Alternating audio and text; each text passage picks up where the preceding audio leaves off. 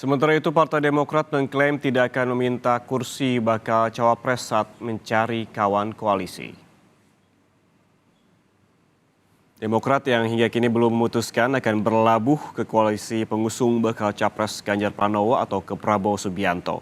Dan kembali menegaskan tidak meminta kursi bakal calon wakil presiden sebagai syarat bergabung dalam koalisi. Partai besutan AHY ini juga mengklaim komunikasi dengan kedua koalisi kini berjalan dengan baik. Tetapi nasib arah koalisi akan ditentukan dalam Rapimnas pada 13 dan 14 September. Ganjar, Pak Prabowo ini kan sama-sama baik bagi kami, sama-sama punya kemampuan dan kompetensi lah untuk bisa memimpin negeri ini. Kita harus sadar diri lah gitu. Kami fokus utama tadi kepentingan rakyat bangsa dan negara. Sedangkan kalau masalah cawapres nggak ada itu. Nggak ada baik di koalisi sebelumnya maupun ke depannya, tidak hanya tinggal tadi, kita kan masih fine tuning. Mana nih peluang-peluang kami untuk bisa berperan lebih besar di mana. Nah disitulah kita akan berlabuh.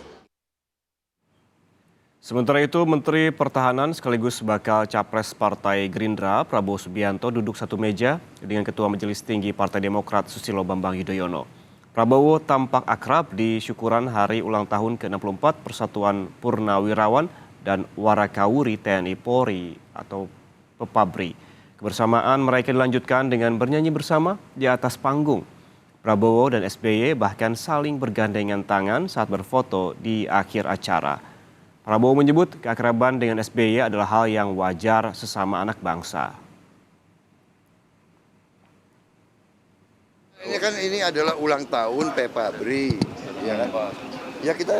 Pak izin Mas. Iya. Apa? Ya.